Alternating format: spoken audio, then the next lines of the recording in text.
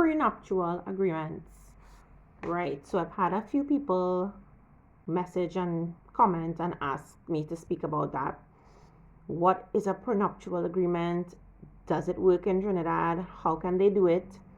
And the short and quick answer is no, it does not apply and is not taken into account in our judicial system.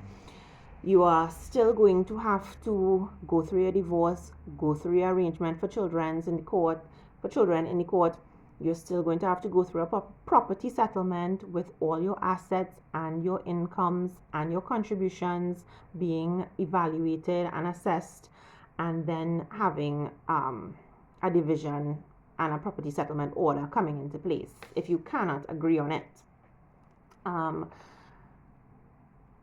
Short answer is like it is not going to be taken into account by our judicial system the way it will be in America.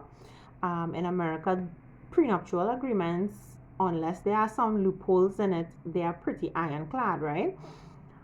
Even in the UK, from what I can remember from law school days, even in the UK, it is not contractually binding in their courts either.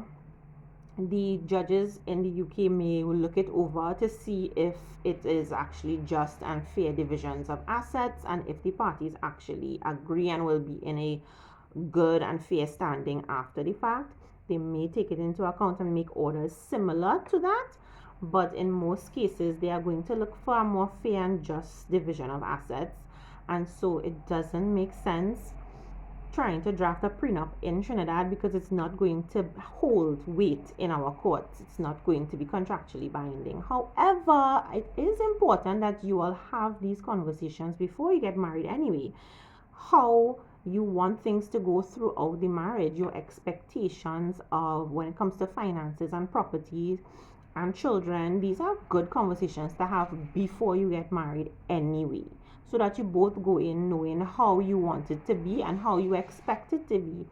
And I know it may be difficult, and some people may find it unromantic to have these conversations about what happens during and even, unfortunately, after the marriage ends, how you would want things to be dealt with.